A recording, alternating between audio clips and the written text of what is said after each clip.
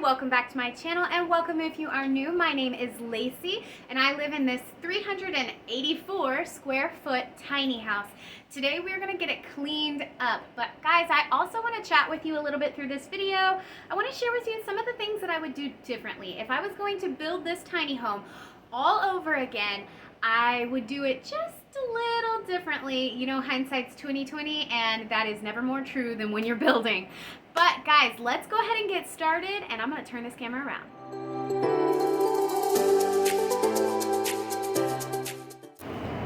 I have lived in my tiny home for almost 2 years now. I really love it. My husband did an amazing job, but there are a few things that we would do differently if we had it all to do. I actually did ask for his input on this. I was curious what he thought he would do differently. We've discussed it a little bit, but I thought it would be interesting to kind of talk with you guys about what I would do differently. So let's start off with how we wound up in the tiny home. So we sold our house and we bought property with my parents. We are equal owners. I got a comment recently on the video that said my parents footed the bill for everything, and that is inaccurate. We are third part owners. My brother is an owner, my dad is an owner, and my husband is an owner. And we all paid for everything all together, including driveways and wells and all of the things that it took to get this property from raw to usable land. So I just want to make that really clear. But we didn't actually know we were going to be living in our tiny house. So when we sold our property, we had stayed with my husband's mom for a little while, and we were ready to move out into a big mobile home. So the mobile home we were looking at was upwards of $200,000. It was absolutely gorgeous and beautiful and big, but we just knew that that was not what we wanted to do, was to get into that much debt. So my husband woke up and was like, nope, we're not going to do it this way. And he decided and let me know that we were going to be actually turning what was a shed on our property that we had put out on the property first. And he was going to outfit that into a home for us. And I said, okay, sounds good. Initially, I had always wanted to live in a tiny home. I'd been watching videos for probably 6 years prior to doing this of tiny homes on YouTube, and just dreaming and just wanting to be out of debt and living this tiny home lifestyle. I have been a minimalist before. I've kind of lived that very stripped down lifestyle. Now, I'm not saying that's for everybody, and we are not minimalists here, but I have lived with less, and I thought it would be fun to just see, what can we do? How can we simplify our life? And the tiny home was a perfect way to do that for us. So that's how we wound up in the tiny house. My husband did an amazing job building and outfitting the home, but there are some things that we did because we didn't know it was going to be a home. So the first thing I would say that was important to us that is important to us now that we didn't do, was we thought this was going to be a shed, so we did not lay a base pad. Guys, I cannot stress, it doesn't matter what kind of tiny home you are doing, you need a base pad or some type of foundation. Our tiny house does move, so it shifts and it settles over time. In fact, our house actually needs to be jacked up a little bit, which is fine, and it's actually pretty simple because this is a lightweight building, just because of the size of it. So it can be done, but it is something that has to be done regularly because we don't have a base pad. Now, I will say that there is a way to remedy that. In our situation, we can actually pick up this tiny house and lay a base pad and set it back down. And we may do that over time, but eventually we believe that we are going to be in a different home, and we may keep this as an Airbnb to get a little passive income that way, or we may gift it to somebody. We're not really sure what we're going to do with it once we move into a different type of home, and we don't know when that will be. I could be here another 5 years and I would be happy with that. But yes, it does need to be leveled. So base pad is the number one regret that I have for my tiny home. Another thing that I wish I would have done is put in a more permanent driveway. So to get to our tiny home, it is quite a ways off the road, and we have a very long driveway.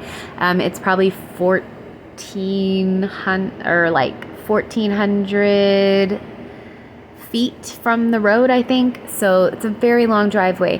And when we were allocating funds out, we didn't prioritize a driveway, and I really wish that we would have done that. I actually got my car stuck in the mud when we first got here before the land was packed down after driving on it.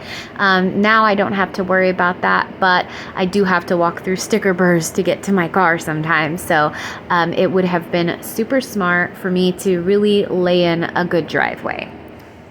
Another thing that I wish I would have done is when we had our house built, we did not have them paint the exterior. We did that about a year later. So it was like a tannish and primer looking color for a very long time. And I really wish that I would have just paid the extra money and had somebody paint it instead of doing it myself, because I absolutely hate painting. I know that's something simple, and maybe that's something that you would be totally happy to do on your own, but I feel like it would have been much easier than painting in the dead of summer last year. So I would have had my home painted from the get-go. Another thing that I wish I would have done differently on the exterior of my home is I wish I would have bought a metal roof. So because this home is more temporary for us, I would say like we probably won't be here in 10 years. I just think that if I would have put the metal roof, it might have been able to be more of a permanent living situation. Especially, like I said, if we had a base pad and a metal roof, you could stay here indefinitely. It would be a beautiful and perfect home for anybody. But because of those things, it makes it less permanent. It's just not as... it's well built. It's just not as like sturdy. I'm not sure what... Like, I feel like there's less longevity because it doesn't have a metal roof. So that is something that I would do differently, especially if I was making this my permanent and forever home. Something else I would love to have done was to put a porch on the front from the get-go. Right now we have stairs and they're fine. They totally work. They are very usable, but it would have been really, really great to have an extended porch, especially now knowing what I know, because we really love to be outside our property. We have our animals out there. We just really enjoy looking out and seeing this very, beautiful rustic Texas landscape, and it would have felt like an extension of the house to have maybe a 6-foot porch off the front that we could sit out and listen to the rain or watch a storm come in. Something just really simple like a porch, I think would have added a lot of like comfort. So that's something that I would definitely change.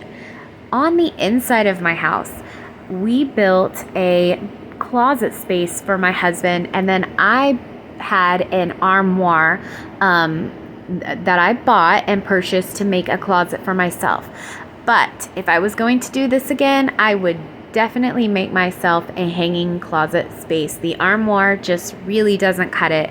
So I actually have to use a a few inches of my husband's closet space to hang my long dresses and things like that. So I would really like to redo that and definitely give myself a closet space as well.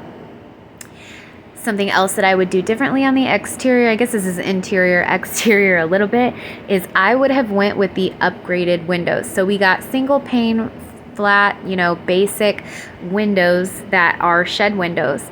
And what we had to do was very quickly, we had to upgrade and go to Home Depot and buy the nice double pane windows. And it was absolutely not optional. It makes the house so much cooler to have those different windows. I also have a flat drop ceiling in our living room. If I was going to do this again, I would pop that up and I would have beams. I feel like that, just the height, would make such a huge difference in how big my space feels. So that is something else that I would do. And then the last thing that I kind of think, there's a couple of things, but the last thing that's really important is the front doors. I would get a regular, solid front door. I really love my double barn doors, but I definitely want to have like security. So just think about these things before you wind up finishing out your tiny house.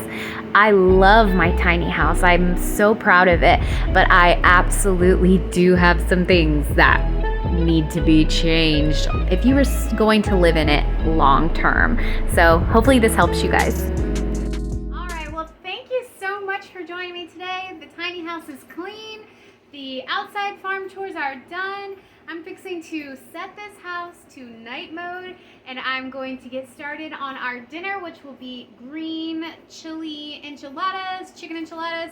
So if you want to see that recipe, tune in tomorrow because I'm going to upload that tomorrow for you. But I'm going to take a little break right now because your girl is hot and sweaty. She walked outside for a little while and it's about 103 degrees outside. So I'm going to take a nice, well-deserved tea break. Get some sweet tea, watch a YouTube show. All right, you know what I'm saying? Okay, well, hey, I hope you have a great day, week, month, and I will see you in the next video. Don't forget to like and subscribe. Bye, guys.